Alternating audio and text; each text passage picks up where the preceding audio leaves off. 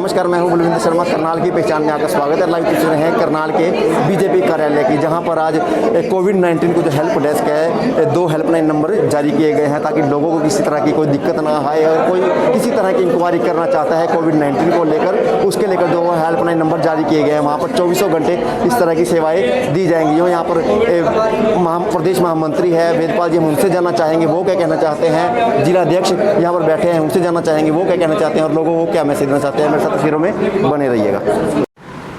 जैसे आप सब जानते हैं कि कोविड-19 का जो दौर था, पिछले साल से भी ज़्यादा कोविड के पेशेंट आने शुरू हो गए हैं। इश्यूज़ में प्रदेश सरकार ने और केंद्रीय सरकार ने एक हेल्पलाइन नंबर जारी करने के भारतीय जनता पार्टी के हर जिला पे कार्यकर्ताओं की जिम्मेवारी के लिए बोला है। उसी के संदर्भ में आज हमारे प्रदेश के महामंत्री आज ये हेल्पलाइन नंबर की लॉन्चिंग करेंगे, इस नंबर को जारी करेंगे और उपस्थित हमारे सभी भारतीय जनता पार्टी के सभी ज्येष्ठ और श्रेष्ठ कार्यकर्ता, सभी प्रेस और मीडिया के सभी साथी, सबसे पहले तो मैं आप सबका यहाँ पहुँचने पर हार्दिक अभिनंदन करता हूँ, स्वागत करता हूँ।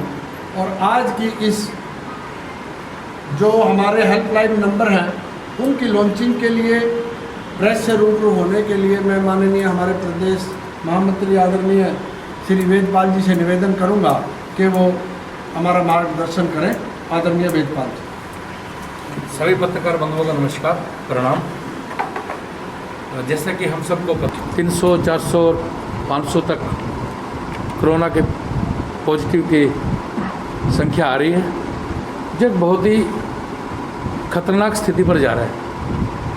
तो ऐसे में भारतीय जनता पार्टी जो सेवा के नाम से जानी जाती है, भारतीय जनता पार्टी का काम सेवा करके लोगों के सुख दुख में सहभागी होकर के आगे बढ़ने का है।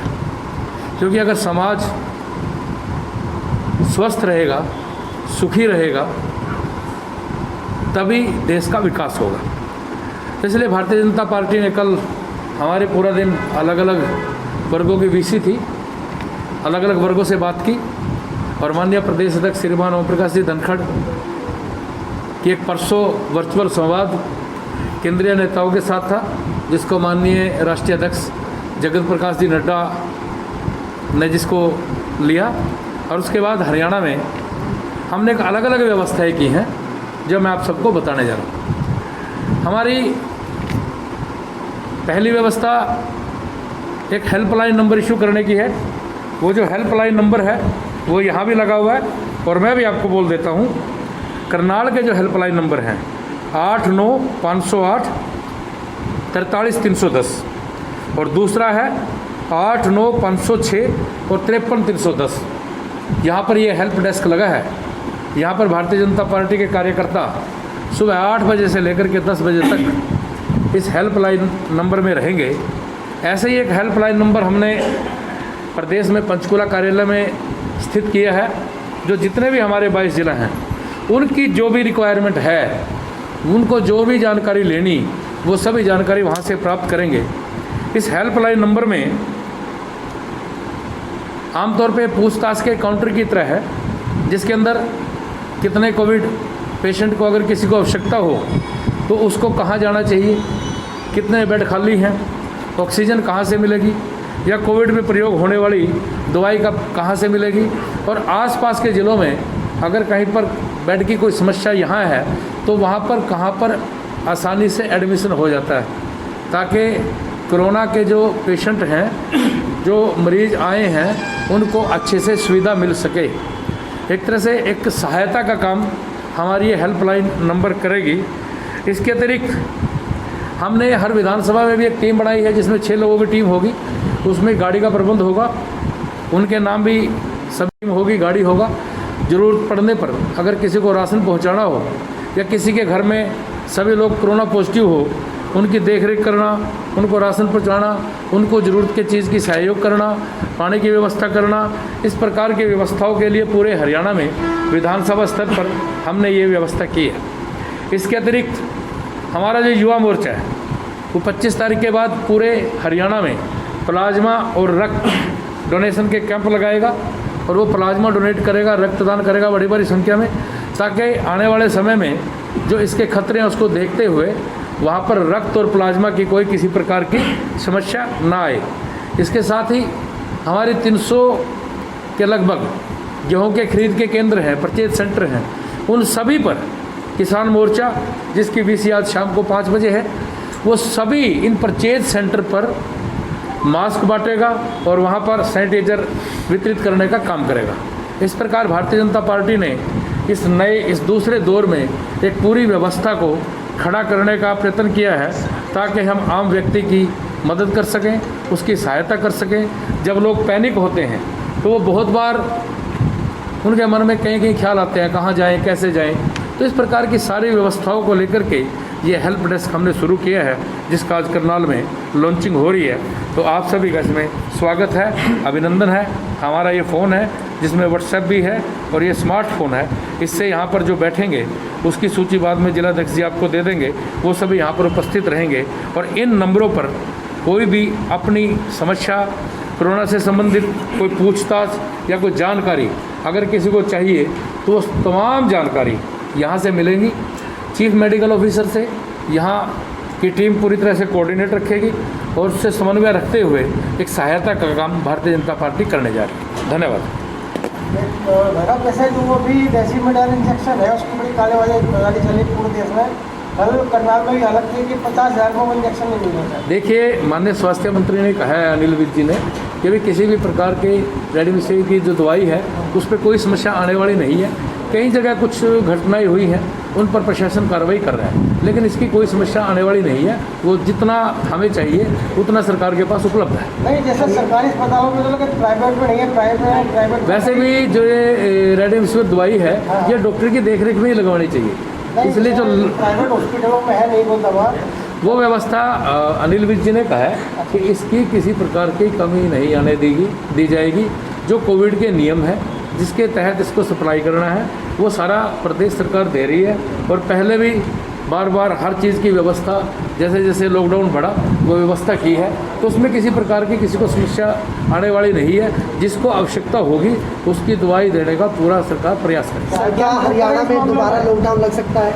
नहीं, मुझे जहाँ तक जानकारी है कि हरियाणा में लॉकडाउन लगने की अभी कोई संभावना नहीं है। लेकिन जिस हिसाब से केसेस आ रहे हैं तो मुझे लगता है कि लॉकडाउन ही देखिए, एक ऐसा रास्ता है जिससे इसको रोका जा सकता है। नहीं, आपका विचार हो सकता है, लेकिन सख्ती से नियमों का पालन हो, डिस्टेंस रखें, मास्क का प्रयोग करें, सैनिटाइजर का प्रयोग करें, इन सारी चीज़ों पे सख्ती हो सकती है। और इंजेक्शन और कोई इन पर सख्ती हो सकती है, लेकिन फिलहाल हरियाणा सरकार का लॉकडाउन का कोई विचार नहीं है।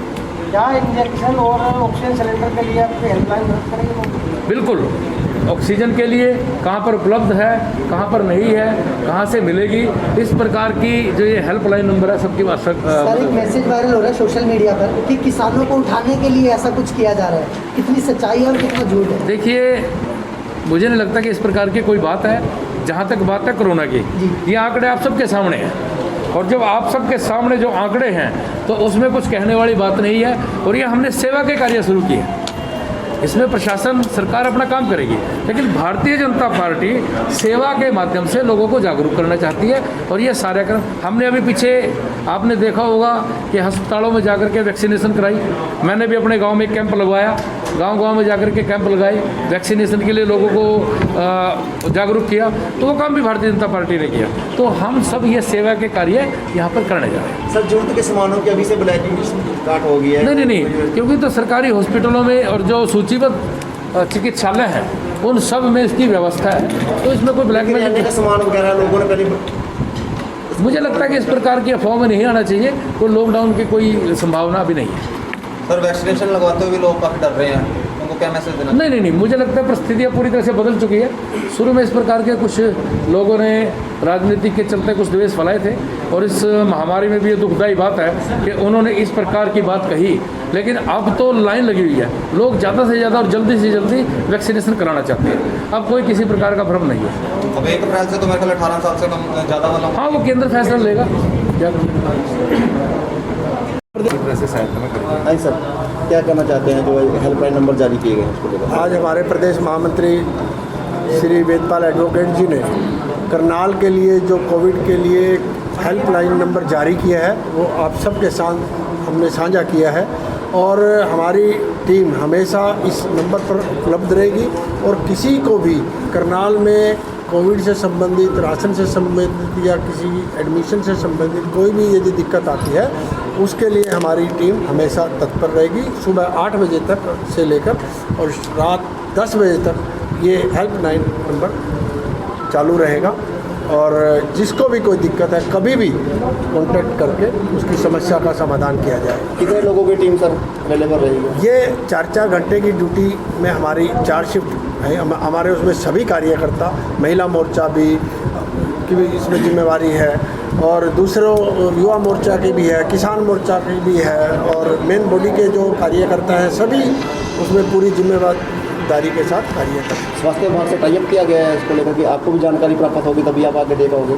बिल्कुल, वो सारा सीएमओ से या मेडिकल से एक हमारा हरियाणा की तरफ से हरियाणा की हेल्पलाइन नंबर है जारी होगा। वो नंबर केवल वो भी जिलों आप- के लिए रहेगी हाँ। और वो वहाँ से जो भी जानकारी होगी वो पंचकुला कार्यालय से ले सकते हैं। वो दोनों हेल्पलाइन नंबर इनको दे दिए गए। वेदपाल जी, राहुल एक बार भी बताओ कितनी बार गए? एक बार गया खाली, उसका कुछ है ही नहीं वहाँ। तो पब्लिसिटी स्टंट है, केवल पब्लिसिटी स्टंट है। पर लेकिन अगर रैलियाँ जो ये पब्लिसिटी स्टंट है इसी से जनता सारा समझती है। जनता जनार्दन है, परमात्मा का स्वरूप है और जो परमात्मा का स्वरूप है वो सब समझता है कि ये किस प्रकार की पब्लिसिटी स्टंट है। लेकिन रैलियाँ तो कैंसिल होनी चाहिए सर आपके हिसाब से? मुझे लगता है वो चुनाव आयोग का मामला है, उसमें सरकार और हम कुछ नहीं कर सकते। जो चुनाव आयोग फैसला करेगा भारतीय जनता पार्टी हमेशा उस पर अमल करते और करती रहेगी। तस्वीरें देख रहे थे करनाल के बीजेपी कार्यालय की, जहां पर कुछ सामाजिक लोगों ने मिलकर, कुछ किसान वर्ग के लोगों ने मिलकर, कुछ और भी जो जन सेवाएं हैं उन लोगों ने मिलकर आज 2 हेल्पलाइन नंबर जारी किए हैं जो लोगों को कोरोना वायरस के लेकर हर अपडेट देती रहेगी। 24 घंटे इस तरह के जो हेल्पलाइन नंबर है वो जारी रहेंगे।